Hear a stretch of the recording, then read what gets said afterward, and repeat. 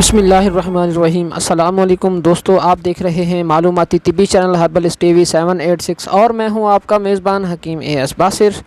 आज की इस वीडियो में हम आपकी खिदमत में अमलतास ख़यार शंबर की पहचान और उसके खुसूसी फ़ायदे लेकर हाज़िर हुए हैं।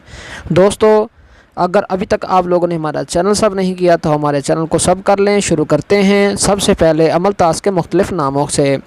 मशहूर नाम अमलतास है। हिंदी में इसको अमलतास, स्यार पाठी, अरबी में ख़यार शंबर, फ़ारसी में ख़यार शंबर, संस्कृत में इरकबुध अमराज को ख़त्म करने वाली, बंगाली में सोना बाबू, शोंदल नाबड़ी नारी, मराठी में बाबिया वाहला, गुजराती में गरमालू, कर्नाटकी में हिगाए, अंग्रेज़ी में इसको केशिया बर्जिंग, केशिया लातीनी में केशिया फिस्चोला कहा जाता है। ये इसके मशहूर तिब्बी नाम है। सबसे मशहूर नाम इसका अमलतास और ख़यार शंबर ही है।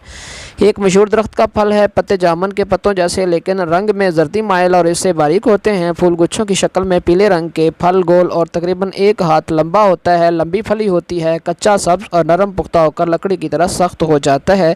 ये इसकी ख़ास शनाख्त और पहचान है।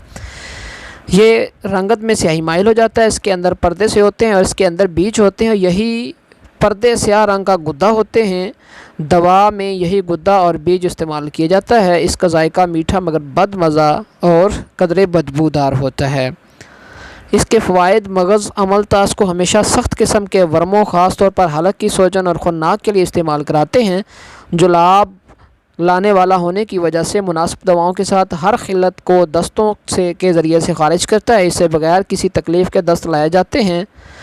इसकी फली का गुद्दा जुलाब में मुफीद है। सीने की खुशूनत को दूर करता है। सबसे बड़ी खूबी है कि जिस खिल्लत को निकालना हो उसकी मुख्तलिफ़ दवाओं के साथ दिया जाता है, उसी को निकालता है। इमली के साथ सफ़रा सोख्ता को निकालता है। नसूत के साथ यानी रसौंत के साथ बलगम को, कासनी, ब्याद सादा और शाहतरा के पत्तों के पानी और अफ्तीमों और बिस्फाइज के साथ सुदा को निकालता है। रेशा, ख़त्मी, बही, दाना और इसबगोल के लुआबों और रोगन बादाम के साथ आंतों का सुदा दूर करता है।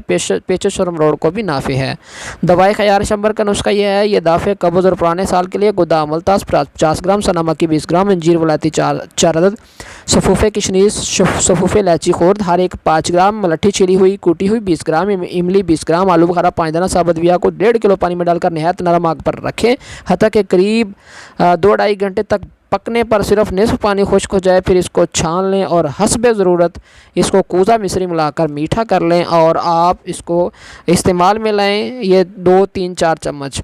इसका तरीका इस्तेमाल यही है कि दायमी कब्ज़ के लिए ये 20 ग्राम से 50 ग्राम तक हर रोज़ हस्बे ज़रूरत और जुलाब के साथ 250 ग्राम और 350 ग्राम तक सुबह के वक्त ले सकते हैं।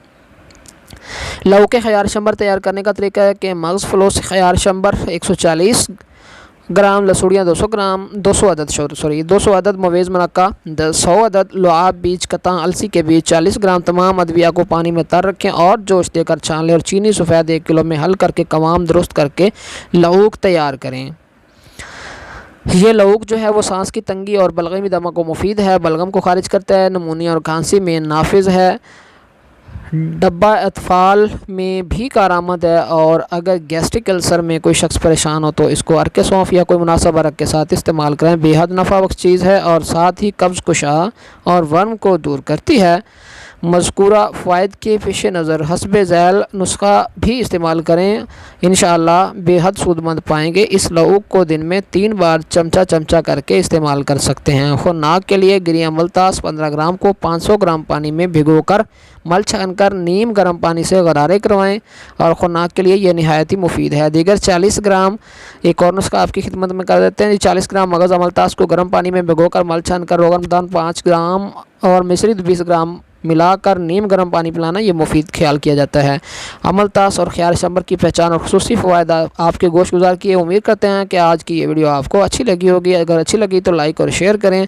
इंशाअल्लाह हाज़िर होंगे आपके पास नई वीडियो और नई जड़ी बूटी के साथ। तब तक के लिए इजाज़त चाहते हैं। अस्सलामु अलैकुम व रहमतुल्लाहि व बरकातुहू।